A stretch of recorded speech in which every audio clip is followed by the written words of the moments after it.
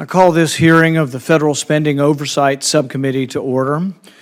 Before we start, I want to express this subcommittee's deepest sympathy to the family and friends of Ed Lorenzen, who was a senior policy advisor at the Committee for Responsible Federal Budget. Ed and his 4-year-old son tragically passed away 12 days ago in a house fire. Ed was a well-respected member of the budget community and possibly the foremost champion of the PAYGO rule. In fact, his Twitter handle was Captain PAYGO. By all accounts, Ed was a great guy and a dedicated budgeteer. Literally the day of his death, Ed was talking with my staff in preparation for this very hearing. So this tragedy is close to our hearts and is with deep sympathy to his family that I ask everyone to join me in a moment of silence.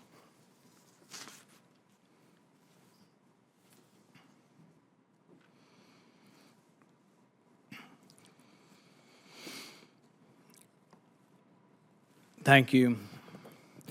We're here today to discuss continuing resolutions, omnibus appropriations, missed funding deadlines, and shutdowns. This hearing is entitled, "The Terrible, No Good, Very Bad Ways of Funding Government." I can't think of a better way to describe how dysfunctional Congress is with its power of the purse. Today, government is open and on its 4th CR of the year. Who knows what will happen Thursday, but what we know is we're already a third of the way through the fiscal year and still using temporary funding. Just makes no sense. And this isn't a partisan problem either. The last time we passed all appropriation bills on time was 1997, which was only the 4th instance all appropriations were done since 1977, 4 times in 41 years. Missing appropriation deadlines have consequences. It causes uncertainty in agencies and delays plans, which may increase costs to the taxpayer. In October, we had a hearing on wasteful end-of-the-year spending.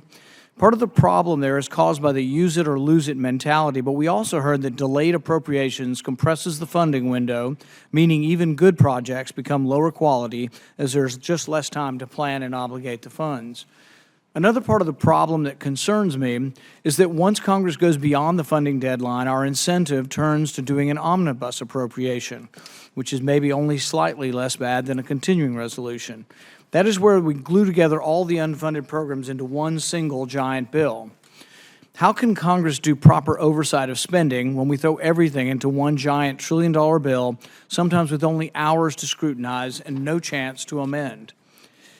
As a doctor, I need an ophthalmoscope to look at the back of your eye, but being able to take a closer look helps me to diagnose and fix these problems. That's what we need in the budget process. It's exactly what we need is a closer look. Instead, we're given one giant bill with little debate and asked to vote up or down, and rarely allowed to amend the bill. Of course, we all know about and dread the government shutdowns. In fact, I often say, while I don't want to shut down government, I also am not sure I want to keep it open and still borrowing $1 million a minute. They're both not very good solutions. Making government less efficient, we've got to talk about, what we can do to fix it. So I've introduced something called the Shutdown Prevention Act, which says at the end of the fiscal year, anything still not funded would automatically be funded at 99% of the previous budget. What should make this a win-win for everyone is that agencies will have at least a minimum level of certainty. Government won't completely shut down. They'll keep spending money, but there will be a penalty. They'll spend 1% less. And around here, spending 1% less ought to be enough of a penalty to get everybody to do their job and do the appropriation bills on time. So I think this is an important and timely hearing, and I thank Senator Peters for working with our office to set this up. With that, I'll recognize the ranking member for his opening statement. Well, thank you, Mr. Chairman, and thank you for providing this forum on this topic today. And it's in a collaborative and bipartisan way, in a bipartisan spirit, and I always appreciate that of you, Mr. Chairman. The conversation that we are having today goes to the heart of how Congress functions as an institution. One of our most fundamental responsibilities is to pass a budget and to fund the government. This is our most basic job, and the American people, quite frankly, just expect us to get it done. The way we budget and fund the government is unfortunately now dysfunctional. It's a problem that has gone on for far too long, and we have become accustomed to it. It's become the new normal, and the purpose of today's hearing is to say enough is enough. This is no way to govern. This broken process filled with last-minute deadlines, continuing resolutions, and even government shutdowns is wasteful, it's inefficient, and harmful to the American people. That is why our esteemed panel of witnesses, you are all here today, and I appreciate you being here. I appreciate your expertise, your experience, and your time. Your testimony today is critical to helping us diagnose the severity of our budgeting problem and how it impacts government services and wastes taxpayer dollars. I hope you can help us explore some constructive solutions. Our broken budget process needlessly shortchanges effectiveness of federal programs through the never-ending cycle of short-term continuing resolutions and omnibus spending bills that create budget crisis and keep the budget perpetually at the edge of a shutdown. That threat occasionally comes to pass, as we just saw recently. Though Congress designed a clear budget process in the 1974 Congressional Budget Act to establish our own funding priorities and set a timeline for enacting them into law, we have failed time and time again to live up to our own standards. In fact, Congress has only managed to enact all 12 required appropriation bills on time in 4 of the past 40 years. Instead, this body has passed an average of 4 CRs every year, and the frequency has only increased in recent years. Since 2011, we've passed 34 CRs. Sometimes these CRs fund the government for as little as 1 day at a time. As a result, the majority of sitting members of Congress have never seen this body pass a budget through, quote, regular order. We can and we must do better. First, I'm hopeful that this hearing will offer a candid discussion of the facts and emphasize the true cost and consequences of governing through short-term CRs. We lurch from crisis to crisis, wasting countless hours across the federal government as employees prepare for shutdowns or draft detailed, comprehensive yearly budget documents that are completely disregarded. Most significantly, this dysfunctional pattern needlessly threatens our national and economic security. Without a long-term budget outlook, our military is unable to plan ahead and effectively conduct their critical missions to protect the American people and American interests abroad. Instead of thoroughly evaluating spending priorities or conducting meaningful oversight of government programs, Congress kicks the can down the road and lets taxpayers foot the bill. And in the event of a shutdown, hundreds of thousands of federal workers are furloughed from their jobs, and Americans of all walks of life lose access to important public services that they count on. To offer a better sense of the real impact this has on federal workforce, I ask unanimous consent, Mr. Chairman, to enter into the record a letter that I received today from the American Federation of Government Employees. Without objection. Last week during a hearing in the Commerce Committee, I asked the director of the National Science Foundation about the impact of continuing resolutions and shutdowns on her agency.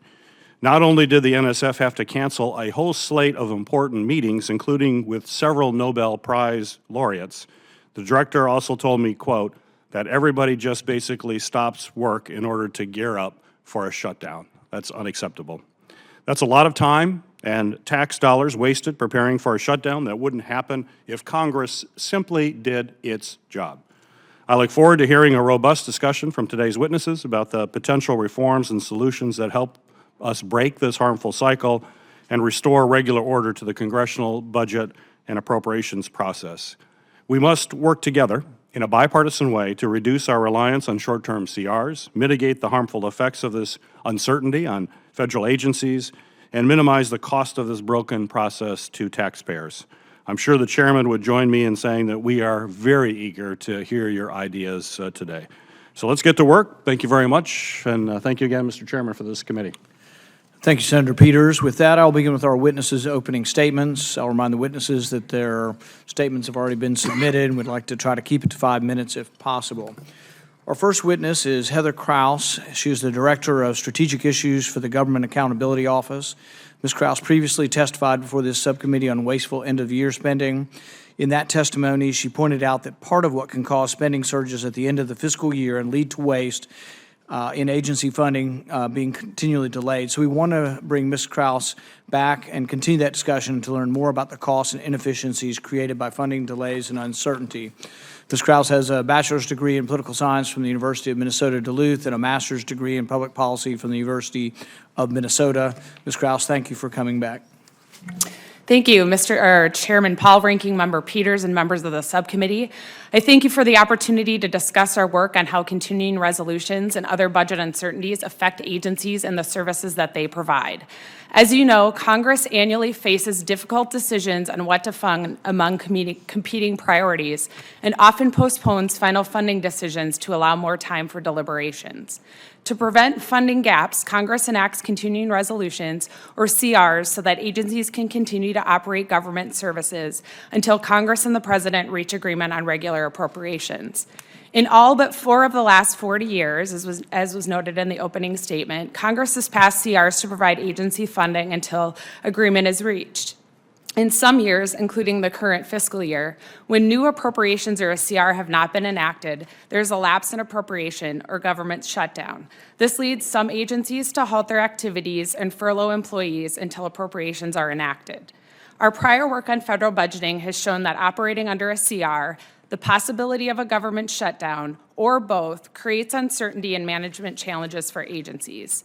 In response to these uncertainties, agency officials have taken various actions and leveraged available authorities to execute their budgets and carry out their missions. Today, I will focus my statement on 1, the effects of CRs and shutdowns on agency operations, and 2, legislative authorities and agency actions that assist in managing these budget uncertainties. Our prior work has shown that CRs and government shutdowns can increase costs and reduce government services and productivity. For example, in 2009, we reported that agencies delayed contracts, grants, and hiring during a CR because final appropriations could have been less than anticipated. For example, officials at the Bureau of Prisons told us then that delaying one of their contracts had prevented them from obtaining lower prices and resulted in $5.4 million in additional costs.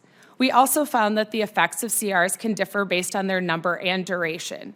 Shorter and more numerous CRs can lead to more repetitive work. This includes having to enter into short-term contracts or grants multiple times to reflect the duration of a CR. On the other hand, longer CRs can allow for better planning in the near term. However, they can lead agencies to rush to obligate funds late in the fiscal year. Agency officials told us that following a lengthy CR, they can end up spending funds on lower priority items that can be procured quickly if they don't have enough time to spend funds on higher priority needs. Congress and agencies have taken several actions that help manage budget uncertainties and disruptions associated with CRs and shutdowns. For example, CRs include standard provisions that require most agencies to operate similar to the prior year, but to spend conservatively and without starting new activities. Congress may also choose to include other provisions in CRs called legislative anomalies. Such provisions can address specific issues certain agencies face in executing their budgets during a CR. Further, Congress can provide some agencies with multi-year budget authority. With this authority, there's less pressure to obligate the funds at the end of the year, and agencies may be able to continue some activities during a shutdown. Agency officials can also take actions to mitigate budget challenges. For example, agencies may have the ability to shift contract and grant cycles to later in the fiscal year when they are less likely to be under a CR. Agencies also establish contingency plans and other guidance to assist in managing CRs and shutdowns. In close, the federal budget is an inherently political process in which Congress faces difficult decisions on what to fund among competing priorities. While not ideal, CRs continue to be a common feature of the annual appropriations process. There is no easy way to avoid or completely mitigate the effects of CRs and other budget uncertainties on agency operations. Agencies must act within their authorities to manage their programs in the face of funding uncertainties and constraints. We believe the experiences identified in our work provide useful insights for Congress. This concludes my statement. I look forward to answering your questions. Thank you, Ms. Kraus. Our next witness is Mr. Clint Brass, who is a specialist in government organization and management at the Congressional Research Service. Mr. Brass is here to talk about how the process is supposed to work and what happens when it doesn't, what goes on at agencies when they are on a CR or worse during shutdowns, and how the process has evolved over time. Mr. Brass has a bachelor's degree from Cornell, a Master of Public Policy from Michigan's Gerald Ford School, and an MBA from Wharton School at the University of Pennsylvania. Thank you, Mr. Chairman. Chairman Paul, Ranking Members Peters, members of the subcommittee, thank you for the invitation to testify. As requested, this testimony focuses on interim continuing resolutions, also known as CRs, their purposes and effects, and related subjects, including the possibility of a government shutdown. The written statement goes into more detail, and I would like to acknowledge the work of CRS colleagues from which the statement benefits. So, some highlights. First, context. The power of the purse is a legislative power. The Constitution provides that funds may be drawn from the Treasury only through appropriations made by law. Nevertheless, the Constitution doesn't spell everything out. So the budget process has evolved with statutes, chamber rules, and the use of discretion. As practiced in recent decades, the process entails many sub-processes, and many actors are involved. If problems are perceived with aspects of the overall process, it may be fruitful to look at these aspects, but also how they relate to the whole. Notably, changes to the budget process may affect power relationships and influence policy outcomes. Proposals may be controversial, therefore. During high-stakes negotiations over annual appropriations measures, several options present themselves to Congress and the President. These include coming to agreement on regular appropriations acts by October 1st, when the fiscal year begins, or using one or more interim CRs to extend temporary funding beyond October 1st until decisions are made on full-year funding, or not agreeing on full-year appropriations or interim funding in a CR, resulting in a temporary funding gap and a corresponding shutdown. As has been noted, in practice, CRs are commonplace in the federal budget process. During the 25 fiscal years covering fiscal year 1952 to 1976, one or more CRs were enacted during all but one fiscal year. From fiscal year 1977 to present, all of the regular appropriations acts were completed before the beginning of the fiscal year in 4 years out of 42, including this one. In general, interim CRs are intended to, 1, preserve congressional funding prerogatives to make decisions on full-year funding, and 2, to prevent a government shutdown during negotiations within Congress and between Congress and the President. Consequently, interim CRs include significant restrictions on agencies. An interim CR may be structured purposefully as less than optimal in order to retain incentive for negotiators to come to an accord. If restrictions would cause major disruptions, a CR may include exceptions to the restrictions, or so-called anomalies. Anomalies tend to be rare, however. Thus, apart from preserving prerogatives and preventing a shutdown, CRs may have significant effects. First, the restrictive funding level and pace of an interim CR may affect an agency's activities. For example, agencies may reduce or delay hiring staff or awarding contracts and grants. Second, an agency may experience uncertainty about what its final funding level and composition of the funding will be. Uncertainty may cause an agency to alter its operations, rates of spending, and spending patterns. Third, because an interim CR imposes tight restrictions, it may increase an agency's administrative work burden. Fourth, a CR's prohibition on new projects may delay or disrupt an agency's ability to undertake planned activities and also to be nimble in response to events. In 2008 and 2009, CRS and GAO each explored potential and reported effects of interim CRs. GAO also identified factors that influence how agencies manage during CRs and mitigate uncertainty. While common themes emerge from analyses like these, the specific reported impacts vary across agencies and from year to year, as one might expect from agencies with varied missions and funding mechanisms. Looking ahead, CRS takes no position on the advisability of particular options. However, if options for legislation or oversight or further study are of interest, potential strengths and weaknesses may be explored and analyzed. In the meantime, I would be happy to answer any questions. Thank you. Thank you, Mr. Bass. Our next witness is Maya McGinnis, President of the Committee for a Responsible Federal Budget and the head of the Campaign to Fix the Debt. Ms. McGinnis is one of the leading voices on budget policy. She has testified numerous times before committees on the dangers of our fiscal trajectory and has worked on several commissions to reform the process and right the fiscal ship. Her work has caused the Wall Street Journal to dub her an anti-deficit warrior. That's great. Like that? Congratulations. I just wish we were more effective at listening. Ms. McGinnis has a bachelor's degree from Northwestern and is a graduate of the Kennedy School at Harvard. Ms. McGinnis, you are recognized. Thank you so much. And thank you very much for your kind words about Ed Lorenzen, who was an invaluable colleague. And doing a hearing on CRs without him just doesn't feel right. So thank you for the committee to having us here today. And I'll touch on several main points. First, budgeting is one of the most basic functions of governing, and we're failing at it. Second, CRs and omnibuses represent a failure of the budget process, as do obviously shutdowns. Third, our fiscal situation is approaching dangerous territory, and we seem utterly intent on making it worse. And finally, there are multiple ways to improve the budget process, though none of them will replace the actual political will that it's going to take to fix this.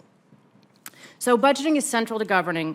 It's the opportunity to agree to national goals, to contemplate the policies to achieve them, to lay out the means of financing them, and our budget reflects our values, our priorities, our nation's game plan, and our shared purpose as a nation. So no business would consider operating without a thoughtfully designed budget, and certainly no country should. And yet the way we budget now represents how broken our process of governing has become. And basically our budget process is completely different what we have on paper and what we have in reality. So the process we engage in suffers from a number of shortcomings, including a lack of transparency, a lack of accountability, a focus on the short term, an abundance of gimmicks, which seem to grow with every budget session, autopilot spending for both mandatory spending and tax expenditures, and increasingly terrible fiscal outcomes. The fact that shutdowns and defaults are sort of part of the budget terms right now is just utterly alarming. The breakdown of the budget process has caused policymakers to bounce from one self-imposed crisis to the next. We've already heard a lot of the details about the cost and the specific shortcomings involved in CRs and omnibuses. So I'll just say that both of them are both qualitatively and quantitatively problematic. And I will focus a little bit on the cost of must-pass legislation, which is something that's becoming incredibly costly and we're experiencing right now. So in the most recent example, just a few weeks ago in the CR, which ended the brief shutdown, we actually tacked on $31 billion to our debt to pass that legislation. That is, if it were made permanent, that would be close to $300 billion in borrowing. That was part of that. And it now appears that we are on the verge of a new budget deal that rumors have it adding about $300 to $400 billion to the debt. And what's happening now is that these financing methods, this borrowing is being added to bills without any discussion. It's as though the issue of deficit and debt have just kind of disappeared, and because of these must-pass bills, there's always an opportunity to tack more things on. And unfortunately, and because I'm really pleased that you're doing this hearing in a bipartisan way, it seems that most often things that are bipartisan only get there because both parties get to borrow for the things they want instead of working on bigger budget deals. This all is happening also while our fiscal picture is already quite alarming. So things were very bad a year ago when the debt was at a near record level, the highest it's been relative to the economy since World War II. Since then, as the result of an incredibly costly tax bill, our debt trajectory is much, much worse than it was before, and now we appear intent on making it even worse with stunningly little resistance as we put more into these CRs and other spending maneuvers. So we're in the midst of what I see as kind of a fiscal free-for-all, and we are soon going to see trillion-dollar deficits that have returned during a time of economic expansion. Last time we saw that, we were in the midst of a huge downturn, but now we're going to have $1 trillion that are completely self-imposed at the time where we should not be borrowing. We should be getting control of our debt so that we have enough fiscal space to deal with the future crises and downturns. So there are multiple ways that we can think about improving the process, and there are certainly few defenders of the current process that we have right now. But again, I do want to emphasize that budget process reform will in no way be able to replace the political will to confront the issues that we're trying to fix. I would group the kinds of fixes into three categories, basically incremental reforms, increasing punishments or stronger enforcement mechanisms, and finally a major overhaul to the budget process. I put myself in the camp of preferring a major overhaul because I think that's how big a change we need to meet the challenges of today. That said, I quite honestly don't think that sort of Congress is ready for the kind of big choices that would be necessary in that. So I'm very encouraged by the ideas of some of the incremental steps that would show we can make improvements work together. And it's really important that they be done in a bipartisan way because budget reform or budget process is about creating rules that people think are fair and therefore they will stick to them. So in the incremental reforms camp, I would certainly put the automatic continuing resolutions, which is something that Senator, you have put forth, and there are a couple ideas about that, and I think that would go a long way to helping address the issues that we're confronting in the budgeting process right now. I would also add to that other ideas like biennial budgeting, joint budget resolutions, which would all address some of the problems that are going on. In terms of stronger incentives or larger punishments, there are a lot of ideas that have been put out there. No budget, no pay, canceling congressional recesses, prohibiting consideration of bills that have fiscal impacts until a budget has been passed, and compelling the Senate to be in session if the chamber if the government has shut down. And then finally, there's the approach of a major overhaul. And rules don't, we find when we study budget process, we find that rules don't actually succeed as well in forcing action as they do in enforcing action that's already been put in place. So the Peterson-Pugh Commission and the Better Budget Process Initiative, which Ed Lorenzen ran for us, has come up with a lot of different recommendations, but basically they center around a major overhaul that would focus on picking a fiscal goal, putting in place a multi-year budget that would achieve those fiscal goals, and much stronger enforcement techniques to keep that budget on track. This would also include budgeting for entitlements and tax expenditures. And I think all of these changes would make coming to agreements in the front end much more difficult, but it would greatly improve the fiscal outcomes. So I know that our country can do better than we're doing currently in terms of budgeting. I think that's one thing we can all agree on. And I'm very encouraged about focusing on budget process as a place to begin this process. So thanks so much for having us today. Thank you, Ms. McGinnis. Our final witness is well-known in budget circles and beyond. Dr. Alice Rivlin is a senior fellow at Brookings Institute and a visiting professor public policy at George Washington. She has a storied background in federal budgeting going back to the inception of the Congressional Budget Act. She served as the first CBO director from 1975 to 1983, as OMB director during the Clinton administration, and has been a big part of various groups whose aim is to reform and improve the budget process. Dr. Rivlin holds a PhD from Harvard, a bachelor's degree from Bryn Mawr, and both in economics. Dr. Rivlin, thank you for joining us. Thank you, Chairman Paul and Ranking Member Peters and members of the committee. I'm grateful to this subcommittee for holding this hearing to call attention to the total breakdown of federal budgetary policymaking. I believe this breakdown is a serious threat to our democracy and to Americans' future prosperity. I'd like to emphasize 3 points.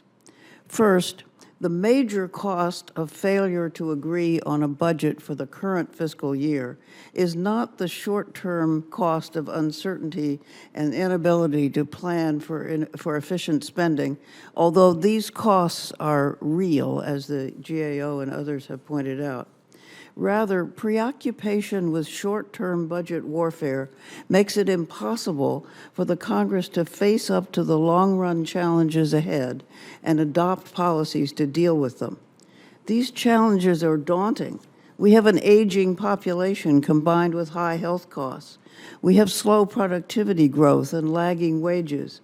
We are facing climate change and rising frequency of natural disasters. We've had huge increases in inequality of wealth and income and rapidly growing national debt combined with rising interest rates. As Maya and others have emphasized, these are very serious problems, especially the debt. These are tough problems to manage individually and collectively.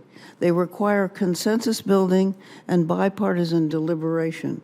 No one party has all the answers, but blaming and bickering over short-run CRs or converting them to omnibus bills has eclipsed serious efforts to craft long-run budget policy and economic policy. Second, the biggest obstacle to constructive economic policy making, I think, is extreme partisanship and rejection of the once honored art of consensus building and bipartisan negotiation. The framers of our Constitution bequeathed us a policy-making system that requires compromise and consensus at every stage of legislating. If we forget that and pretend we have a winner-take-all parliamentary system in which the majority party calls all the shots, we will be doomed to gridlock and wild swings in policy. Major tax and spending legislation, including health care, that affects millions of people's lives must have bipartisan buy-in to avoid the other party demonizing the policy and trying to reverse it after the next election. Moreover, differences among us are not as stark as they appear. Crafting tax and spending policy that can command broad public support involves pragmatic balancing of competing interests and values, negotiating modest changes along a continuum, and not scaring a public that is generally afraid of radical change. Bipartisan negotiation and consensus building must become, again, a normal part of congressional decision-making, not a desperate response to artificial deadlines. If the American democratic process is to regain the confidence of voters and the respect of countries that look to us for leadership. And finally, although budget process changes are, as all of us have emphasized, not a substitute for bipartisan will to solve problems together, they could help to make the task easier. The late Senator Pete Domenici and I, under the auspices of the Bipartisan Policy Center, made a proposal in July of 2015 that I believe encapsulates the main elements of a more workable budgetary process. Proposal had three main themes. One, the budget process should include all federal spending and revenues. It should not leave out the huge spending on entitlements and other mandatory programs or spending through the tax code that together now dominate the federal budget. Second, the budget should be transparent and the process should contain strong incentives for on-time completion, including, I think, an automatic CR with some penalties, as you proposed, Mr. Chairman. The budget should also have buy-in from the President and leadership of both houses. I also believe that Congress would benefit greatly from simplifying the committee and subcommittee structure to reduce overlapping jurisdictions, simplifying the budget itself by drastically reducing the number of budget accounts would also facilitate more timely decision-making. But no process or structural change will help Congress and the executive branch make decisions on the budget or resolve other major issues facing the country unless elected officials recognize that the public desperately wants you to get out of partisan attack mode and start working together to find solutions. Thank you, Mr. Chairman and members of the committee. Thank you, Dr. Rivlin. At this point, we'll open it up for questions, and I know Senator Peters has a conflict, and so we're going to let him go first. He may have to leave us for another committee. Well, thank you, Mr. Chairman. Thank you for the opportunity to ask the first question. Again, thank you for this hearing.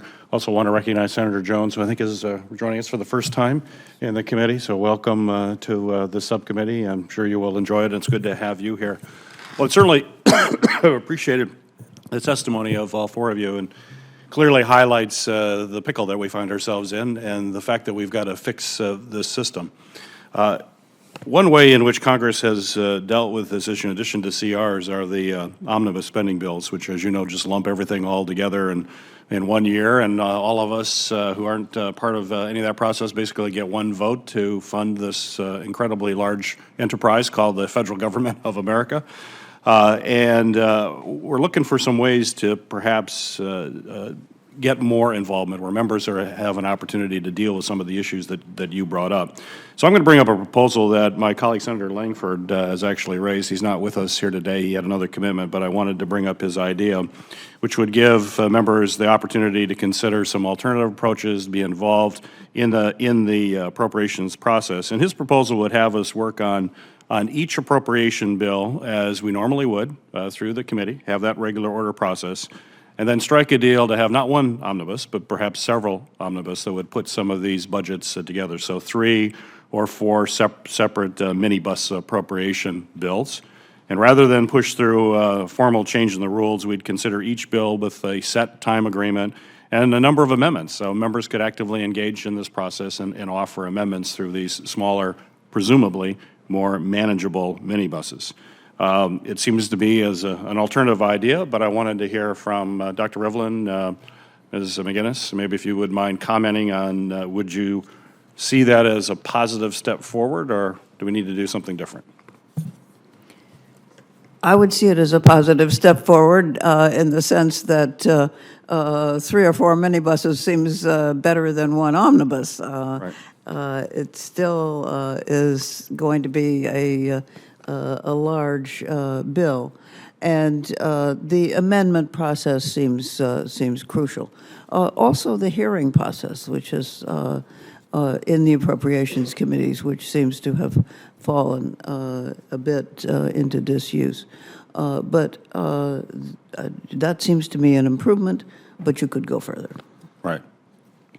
Ms. McInnes? Yes, so I would share that. I think that is an improvement for sure. I don't think it would be the bigger kinds of overhauls that I'm kind of drawn to. And when I think about budgeting, I think you want to make sure every step of budgeting you're going through the basic process of what is the objective, what are the different options for achieving it, and what are the pros and cons of those, how are you going to finance it, and how are things working, the evaluation process. So I think a lot of those big picture things are lost in the appropriations process, but I certainly think this is an improvement because I think bills where you have more of a chance to understand the details and more people are involved and being engaged in that is clearly important, because appropriations is just kind of this foreign area to so many people where they don't understand what's going on in there, and so drawing more people into the process at a greater level of detail is definitely a plus.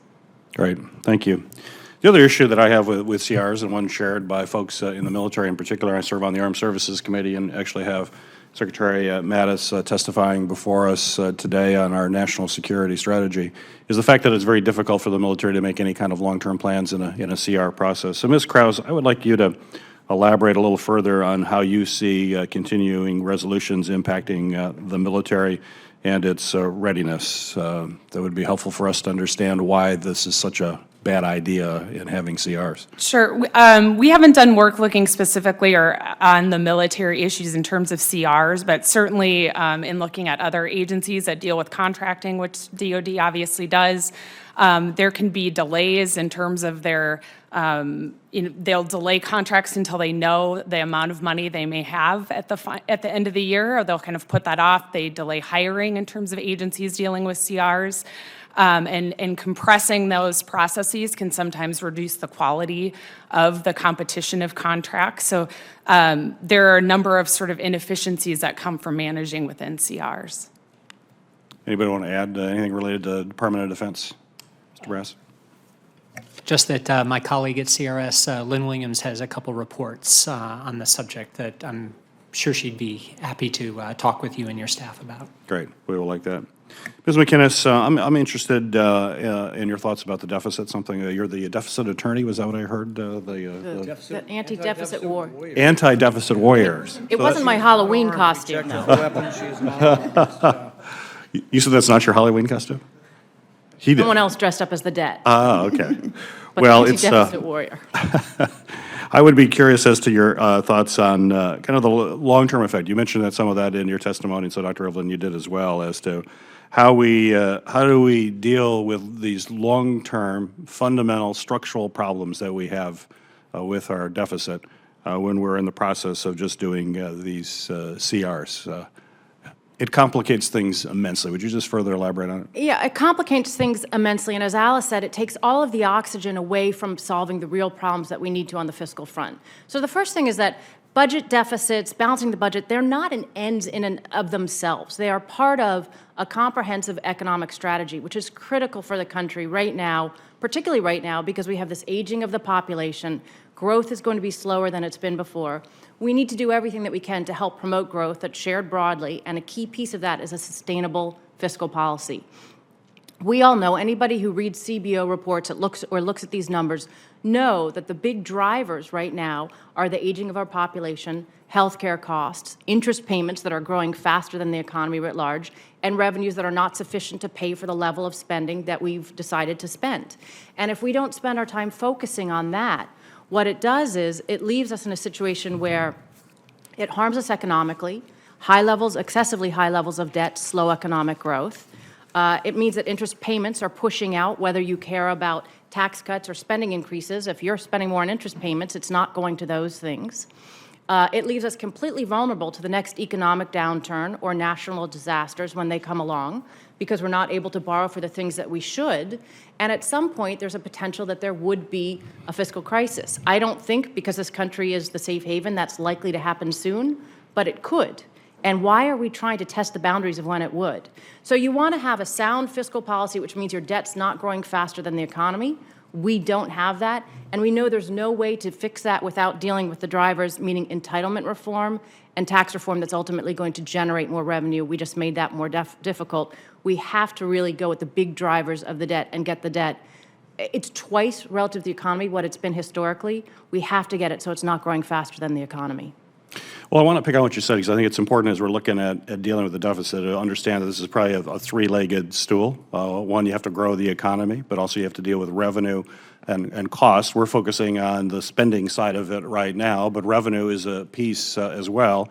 And given all of the challenges that you just outlined, which I agree, and as we continue to be on an unsustainable fiscal course, this Congress just passed a tax cut that's going to add $1.5 trillion to the deficit. How should that have been done differently, perhaps, so that we don't just keep digging a deeper and deeper hole, which we just did a few weeks ago? So we desperately needed tax reform. There was no question that our tax code was anti-competitive, anti-growth, and we were taxing the wrong things. Revenue-neutral tax reform, or tax reform that ultimately raised more revenue, would have been better for us fiscally. There were arguments out there that the tax cuts will pay for themselves. They will not, just as spending programs will not pay for themselves. Tax reform that is not debt-financed actually grows the economy more than tax reform that is. So it seemed very unwise to me to add to the debt through tax reform, just as it would through spending increases. And we're going to either need to figure out how to do a lot of the base broadening that we should have done as part of tax reform. We have, before this bill, we had $1.6 trillion in tax breaks in the tax code a year. The whole point of tax reform is to get rid of as many of them as possible and bring rates down. We didn't get rid of basically any of them. So we need to broaden that tax base to generate more revenue. And I think ultimately we're going to have to consider other revenue increases. But I also don't want to take the eyes off the picture of entitlement reform, which has disappeared completely from the conversation. And there is no way to get that fiscal situation under control without looking at both those sides of the budget of mandatory spending and revenues. All right. Thank you. In an attempt to reward attendance at subcommittee meetings, I'm going to go to our newest senator, Senator Jones. Thank you, Mr. Chairman, and thank you, panelists, for being here. I got to tell you, as the new kid on the block here, I don't know where to begin, because I came into this with the same concerns, almost with my hair on fire, with the same concerns that you've expressed. Ms. McGinnis, during my campaign, I had the same concerns about the tax bill. I talked more about the fact that we were increasing the deficit by $1.5 trillion. Of course, when I questioned the Treasury Secretary about that the other day, he said, no, we disagree with that. I think he's the only one. But I'd like to go back to something you said about the political will, because when having just come off the campaign trail, I didn't see out there among the public the same kind of concerns about the deficit that I have, having grown up with a Senator Howell Heflin, who was a balanced budget fiend. I just didn't see that. And as I get here to the Congress, I'm not seeing a whole lot of people who are willing to step out there to be a candidate for the Profiles in Courage Award with regard to deficits. So one of the questions I've got is, how do we get this message across? What do we do? Because in order to develop the political will in this climate, so much has to bubble up from people who are actually going to vote. And they've got to express some concerns. And people that are getting these tax cuts, even though it may be very modest tax cuts, they're still important to those folks. And so how do we do that? And I'd like to hear all of you to talk about how we can engender the public to understand and know what we're going through and what this future holds. I think that's a very good question, Senator, and welcome to Washington. Thank you. I think that we have to do several things at once. There is no substitute for leadership, both in the Congress and in the White House. I'm a veteran of the period in which President Bill Clinton and Speaker Newt Gingrich worked together is perhaps not the right word. It wasn't all that friendly, but it was a negotiation toward the same goal. And both of them were articulating the goal of getting to a balanced budget. And in fact, as a result of that negotiation, we got beyond a balanced budget. We had a surplus at the end of the last century, which was the result of bipartisan cooperation to do some things that neither side really wanted to do, but which got us to a balanced budget. I think we've got to get the leadership of both parties cooperating, and they won't want to get there in the same way. We know that. But if we're going to get to a lower growth in our debt, which is a rather modest objective compared to balancing the budget, we've got to get there with both parties being willing to give something and to say, okay, we don't get everything we want, but we'll get part of it, and it will result in slower growth of debt. Ms. McGinnis? Yeah, also, welcome to Washington. Thank you. It is a really important question, and we've spent so much time kind of grappling with this. And the bottom line is, this will not be a grassroots issue that starts at the grassroots. There will not be million people marches about the debt, as much as I wish there were. But it is an issue that the grassroots understand when people go and talk to them. So things will change either from the bottom up or top down. This is going to have to start with political leadership. It's going to have to start, the president's going to have to be a part of it, and it's going to have to be bipartisan political leadership for people to believe it. But then people find that if they go talk to voters, they do understand the issue. You have to talk to them not just about this is a problem and why, and because it's so short-sighted and it harms our economic sustainability, but you also have to let them know that the solutions aren't easy. Because the problem is, nobody wants higher revenue or lower spending. In fact, Republicans don't even really want to cut spending, and Democrats don't even want to really raise taxes. That's the dirty little secret, that nobody wants to do the hard choices on either side. I think where you start is you talk about a shared fiscal goal. It used to be reaching balance. The sad situation is that our fiscal situation is so bad, we probably can't reach balance as quickly as we would like to, but we certainly should get the debt back down to sustainable levels. Then there are ways to take people through the exercise of looking at how you get there. We and other groups have budget simulators. We will go to do town halls with members of Congress and take them through the budget exercise of the different ways to fix the debt. And that's very educational for voters. We do that a lot. They learn a lot. They start to understand the real parameters. Ultimately, I think they tend to come to the conclusion you can't do this without compromising and doing things you wouldn't want to, but that the final goal of achieving something like that is worth it. And so I think it's a big issue of education from the top down. And the Coalition of Strange Bedfellows, doing it with other members who you don't agree on everything with, but you share this goal, helps people believe that it's important. All right. Mr. Bryce, Ms. Kraus, do you want to add in? My time's about running out, but that's fine. If you'd like to add something, please do. I'll just add that one suite of options that Congress might consider in this context is how to engage with the public in sharing information about the trade-offs that may be implicit in choices. And so a colleague of mine, former colleague Wendy Ginsburg, and I did a paper where we looked at the past century of how Congress has embedded public participation and additional transparency into multiple aspects of how the federal government operates. And there might be creative ways to engage the public and engage the public in those conversations. Ms. Crown? And just very briefly, I mean, GAO, we now do an annual report on the fiscal health of the federal government, and that has been a good communication tool in terms of helping explain the issues. All right, great. I think my time's up, Mr. Chairman. Thank you. Well, I think we all can agree, the panel seems to agree, both sides of the aisle seem to agree that continuing resolutions and shutdowns really, and even omnibuses aren't the ideal way to do this, and that they do lead to problems. The problem becomes, now that we all agree, how come we can't figure out a solution if we all agree? And so we all agree there's a problem. We tend to all say, well, we ought to pass the 12 appropriations bills, and everybody will say, this is the last one I'm voting for. This is the last CR I'm voting for. We're going to fix it, and yet it doesn't get fixed. So there has to be something has to change. And I agree with you that we can have these process changes, which I'm for, and I propose some of them, but really it is also political will. People have to have the will to actually do the right thing. Because in the past, we've tried process changes. We have a pay-go rule, which is a great idea. I think it was passed actually with a Democrat majority in 2010 the last time, and yet I think we've evaded it 30 times, at least, at last count. And so we set up rules, and then we disobey our own rules.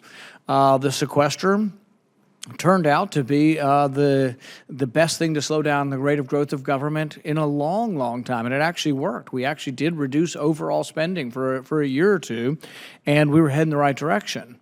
And yet, the compromise we have in Washington is both parties want to exceed the sequester caps now. Republicans loudly want more military spending. The Democrats say, well, we'll give you that as long as you give us ours. Everybody gets, a little bit. So we have the reverse of the compromise that's needed. We continue to increase all spending. And then others will say, well, that's the, discretionary spending. It's really the mandatory spending, which is growing at about 6%.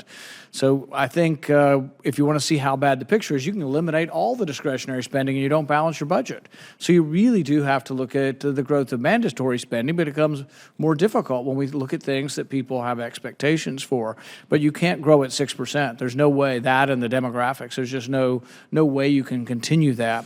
So we look at some of the ways to do it, and I think there has to be some sort of punishment. Now, we could have continuing resolutions instead of shutdowns, but if we just did that, have we really fixed or helped the problem? It may be better than having a shutdown, but then we'd be just stuck with continuing resolutions that would roll on and on. We would have eliminated one problem, the shutdown. So really, what I've proposed, and I would like to hear sort of each of you comment on, is we've proposed a punishment, a hammer, and the hammer is basically spending goes down by 1%. And we know both sides don't want spending to go down. They're all for more spending. So maybe they would say, oh, my goodness, all the special interests who want this money will be knocking on our door and yelling and screaming, so then they'd do it on time. I frankly think it's not too much to expect to do 12 appropriation bills. I mean, you could have a couple of months, 2 or 3 months of committee hearings, and then 9 months, take a couple of weeks, take 3 weeks for each bill. 3 weeks would be an enormous amount. We rarely spend more than a week on a bill, and we rarely have amendments. Do 3 weeks for each of the 12 appropriation bills and 3 months worth of hearings, and this is our main job, spending the money. But anyway, I'd like to hear what your thoughts are on my proposal, the Government Shutdown Prevention Act, which would, at the end of the fiscal year, after 12 months, if there's not an appropriation bill done, then you get a 1% across-the-board cut every 90 days until Congress does its job. Why don't we just start with Dr. Rivlin, and we'll work our way down. I'm for it, Mr. Chairman. I think that would help. Let me suggest one other thing, which sounded gimmicky to me when I first heard about it, but it would be no recess until you pass a budget resolution. And that gives you a framework for the appropriations bills. And I think that might work. Yeah, I like the no recess idea, and I think actually might work. You'd be surprised how often people want to either go home or go somewhere else besides Washington, and that might help. Ms. McGinnis? Yes, I also support it. I think the idea, when you're thinking about triggers or defaults, you have two models, either ones that are so awful that you'll never let them hit. That's what the sequester was supposed to be, and it turns out we let it hit. And like you said, it actually ended up controlling spending, though I would say on the part of the less problematic part of the budget. Or you have defaults of policies that you would want, and you let them go in place automatically if Congress isn't going to do its job. So I think the auto CR is an important idea. I think your idea of including things that would incentivize people to come to the table is also very important. I will share with you that when we did the Peterson-Pugh Commission a number of years ago, our Republican members actually said we shouldn't have the triggers be just spending cuts because enough of our colleagues will actually like them. We should also have some revenue increases. So there's different models that you could think, which is, would both sides dislike it enough? I think it's important to have something that would bring everyone to the table and realize what they need to do is their job. I think you made a good point in the beginning is talking about extending the sequester. Instead, that, people complained it was just in the discretionary. You're right. If we had the sequester Yeah. across the whole thing, one, it takes pressure off of military spending, takes pressure off the other domestic spending, and it spreads it across. And then you'd really fix government, actually, if you had an automatic sequester. And then the other thing is that with the sequester, I've also advocated that people complain that it's every department is across the board, that let the departments move their money around a little bit to deal with the sequester. And I think that could have overcome some of the objections. But yeah, sequester across the board would have actually fixed government. But they don't want sequester at all. Nobody, there's like a handful of people that are for any restraints or budget caps at all anymore. And you're going to find out this week they're going to blow through all of the budgetary caps. Mr. Brass. So I haven't studied your legislation in depth, but I do have colleagues who focus on the topic of automatic continuing resolutions. And as you know, CRS doesn't take positions on pending legislation. And so as a consequence, we oftentimes go through perceived strengths and weaknesses of different approaches from a variety of points of view. It could be an action forcing mechanism. It could be a way to avoid disruptions in government operations. But on the other hand, it could create winners and losers in policy terms. And so when looking at those various considerations, it becomes a complicated topic to look at, certainly. Ms. Kraus. Similarly, ultimately, it's up to Congress to decide whether to alter appropriations process. I think just through our work, some of the considerations that come up is not only do shutdowns, as we have found, kind of start and stop the work and create inefficiencies, even if there isn't a shutdown and there's a possibility of a shutdown, that there's a lot of planning and time that can go into that. So having something like this could address some of those issues. However, some of the details can be very important. I think this is some of the other panel members have mentioned. Just the incentive to bring people to the table and be willing to still negotiate and come to a final agreement. But then also, Congress sometimes uses anomalies within the CR to address specific issues for agencies. So that's something that, may need to be considered. Also, our work on sequesters kind of gives a little more insight to this issue as well. On the one hand, across the board gives sort of fiscal discipline when we found with a sequester, but on the other hand, it can sort of equally cut good and bad programs. And so you're not sort of shifting around to what's more effective, just some considerations. Yeah, and I personally think if you had leadership that at the beginning of the year had all 100 senators sit down in the chamber and said, look, we're going to do all the appropriation bills. We're going to spend 3 weeks on each appropriation bills, and there will be as many amendments as you want. And as a consequence, the only thing I'm asking you to do so we can get to that is to not filibuster going to these bills.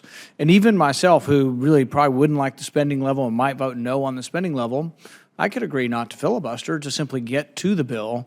But I think if you no one's ever asked that. No one's ever come forward and said, we're going to do this and we're going to get through them. Although the House did, I think, all 12 appropriation bills last year. So it can be done, and it really is the main thing we should be doing. It's spending the money and deciding how the money is going to be spent.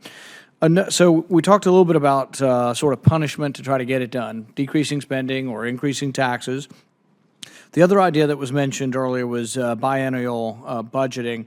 How much of the problem would be fixed by spreading it out so we had a little bit more time, I guess, basically? Why don't we start with Dr. Rivlin again and go down? I think a biennial budget would be a good idea. I wouldn't spread it. The danger would be that you'd take the whole 2 years to make a budget. The concept of the proposal that I've been part of is you do get the budget done for 2 years in the first 9 months of the year. So you start on the fiscal year on October 1st.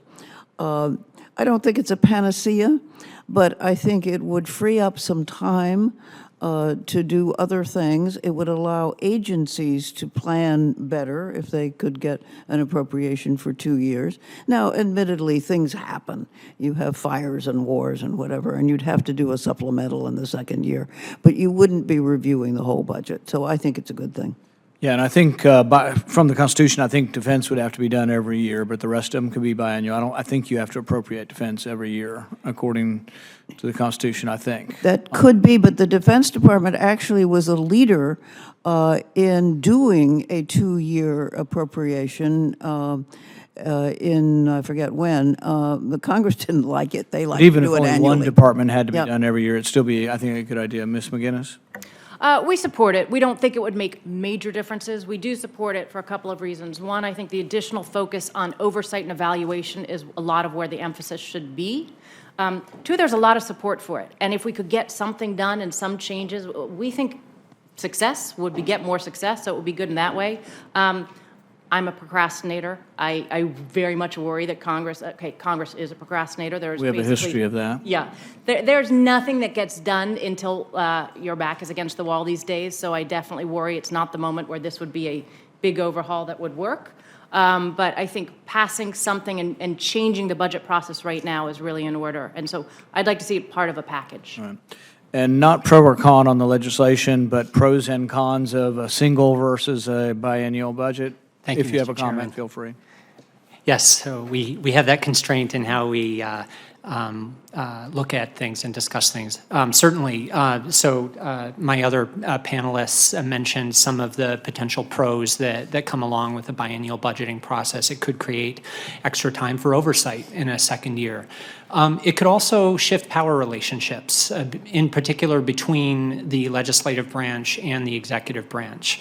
Part of the one aspect of the annual budget process that we have is that when appropriations committees put concerns or warnings or exhortations in report language to agencies, agencies know that the following year, they're going to be, that folks in Congress are going to be looking at whether agencies complied or listened closely. And if budgeting is done every 2 years, it might decrease by 50%. The opportunities then for Congress to come in and say, well, wait a minute, you guys didn't do what you said you were going to do. And so there might be some changes in behavioral incentives with agencies. Ms. Kraus, do you have a comment? Sure. The only other consideration, as we've already talked about, the opportunity for increased oversight is just, there's also it increases the planning timeline for agencies. So it goes, it increases up to 30 months when you're trying to look out that far. So sometime with forecasting, that can be very challenging. I think one of the ironies of the way we spend money is you'll find, Senator Jones, that a lot of your day is occupied by people who come up here advocating for something they want money for. But the interesting thing is I've never, ever voted for any specific project or even for a group of projects because I've never voted for anything other than everything all at once or not. So if somebody comes up here and they want more money for legal aid or they want more money for this, I never have a vote on that. I don't even have a vote remotely close to that. So we have all these people advocating for stuff that we're not even paying any attention to. So on the one side, we're not paying attention to what we fund or how much. We're not paying attention to whether it works or doesn't work. And then we are never ferreting out misappropriated funds or funds that are going towards wasteful things. So it to me is sort of a sad state of affairs, and that's why I think the accumulation of waste, we don't ever ferret any of it out. So it just keeps accumulating year after year after year because we just keep voting on continuing spending. But I think if you think about it this way, if we were to vote, let's say we only passed 5 appropriation bills, that's 5/12 of government that wouldn't close down, when we have a shutdown sort of debate. And so, if you passed 11 out of 12, one, it gets rid of the leverage of shutting the government down too. So I really don't have much leverage, and I think it would get us away from using the leverage of shutting down the government if we had already passed, several of the appropriation bills. So I think we have to do something. But I think ultimately it is political will. It means electing people who care. And frankly, neither side cares, and that's a problem. And whether or not the public cares, I think they actually do. I think if you were to do a large survey of the American people and ask them, should the government operate the way your family budget does? Should you spend what comes in? I think largely they would be. When you ask the public whether they're for a balanced budget amendment, it's 75, 80%. But there's a lot of issues like that where 80% of the public's for something and then 80% of Washington is on the opposite side of things. So there's a disconnect, in how we represent our people. But I do appreciate you all coming. Senator Jones, did you have any other questions you'd like to ask? I'm sorry, just one very brief. One, Mr. Chairman, I'm intrigued by the 1% penalty, so to speak. I think that's a great idea. I will say, Dr. Rivlin, from somebody from Alabama to shut down, now have any recess during college football season is a little harsh for me. Okay, just wanted to get that on the record. Real briefly, Ms. McGinnis, you mentioned entitlement reform. Could you give me just brief idea of the type? I mean, my state gets a lot of dollars from those, what's referred to as entitlement. Could you give me a brief idea, not take a whole lot of time, but some of the ideas that you had on entitlement reform? Sure. So first off, the term I have learned that a lot of people don't like entitlement reform. Entitlement, the term I mean is mandatory spending, which is the part of the budget that is on automatic pilot and does not go through the appropriations process. And so if you qualify for something, you get it. I think it's, we know that the growth of mandatory programs is what's driving the increase in spending. Like I said before, the biggest pieces of it are from the aging of the population and health care. It seems to me that if we start with the biggest programs, which are Social Security, Medicare, and Medicaid, and figure out how to make them solvent, that will go a long way to strengthening those programs and alleviating a lot of the pressure that's on the budget. Just as an example, Social Security, when it started, the retirement age was 65 and life expectancy was 62. Today, the age is gradually going up to 67, and we're living much, much longer. And we are not able to have reasonable discussions about reforming these programs. It's very political. If you start talking about it, you will see that you get a lot of pushback.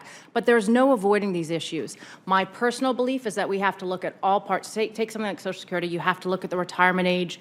You have to look at slowing the growth of benefits for people who don't depend on the program so that we can protect it for people who do. You have to look at the payroll tax cap. You have to look at all, there's about 5 or 6 levers that you move. But the sooner that we do it, the easier it is, because right now, baby boomers are moving into retirement every single day, and that means it's becoming much more costly. These delays are costly. Figuring out healthcare costs is much more difficult. Alice is one of the leading experts in the country in how you control healthcare costs. That's part of Medicare and Medicaid. But what we do is we demagogue these issues, and we pretend we don't have to fix them. And by not fixing them, they are making the people who depend on them increasingly vulnerable. And like burying our head in the sand is just not the right approach. All right. Well, thank you very much, and thank you, Mr. Chairman. I'm looking forward to working with you on this.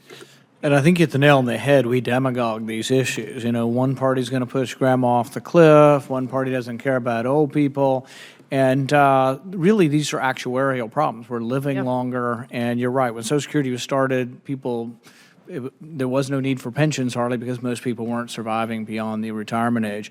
But you can fix them. You can gradually raise the retirement age. You can means test. If we do nothing, though, when the cliff comes and when we run out of money, then it's everybody. Can you imagine somebody who lives on $600 a month who gets a 25% cut in their Social Security? That's not going to be tenable. But if we were to look at it now, the wealthier among us, including most members of Congress, could agree to take some less in Social Security and be done gradually, and it really wouldn't even be the whole check. When we looked at this a couple years ago, We looked at gradually raising the age to 70 over, I think, a 20-year period, a couple months every year, and then means testing the benefits. And really, the means testing wasn't even that draconian. A lot of people had to go through it, but really those who made, I think the top is $2,200 a month for Social Security, we took them to $1,900. And those are for people who made over $100,000 a year, but it had to come pretty far down. You had to means test all the way down to people who had a salary maybe of $50,000, $60,000 a year, but you could do that through means testing, a little bit less Social Security, and raising the age, you could fix them. Healthcare is harder. When we looked at healthcare, raising the age and means testing it fixed about a third of the problem. And so healthcare is this enormous problem. So, from my mind, what you have to have is you really have to have competition. And a lot of people don't realize that healthcare in our country, over 50% of it is non-market based. Really, probably more than that, because even most private insurance, in a way, is not market based in the sense that the price is not mobile and you don't have different people offering a different price. That's what capitalism is. You have to have a mobile price and different people offering a different price. But I do cataract surgery. Every surgeon in the country gets paid the same by Medicare, so there's no price competition in cataract surgery. Even in private practice with private insurance, Blue Cross pays all the doctors in my community the same, Aetna pays them the same, United pays them the same, so nobody chooses their doctor based on price. And because that happens, there really is no competition and no capitalism really in healthcare. So you'd have to reinstitute that, but you have two sides up here in the debate. We have one side that really just thinks maybe government should be more involved, but if you do, then you have fixed prices, fixed distribution, and you'll have to ration it and tell people they can't get certain things done. And they do that in other countries, but what we had before wasn't capitalism either and didn't work either. So the old system of healthcare didn't work, the new system doesn't work, and we still have this question of which direction to go. But Medicare is not easy to fix. Thank you all for your testimony. Thank you for coming to this hearing, and thank you for your participation. Thank you.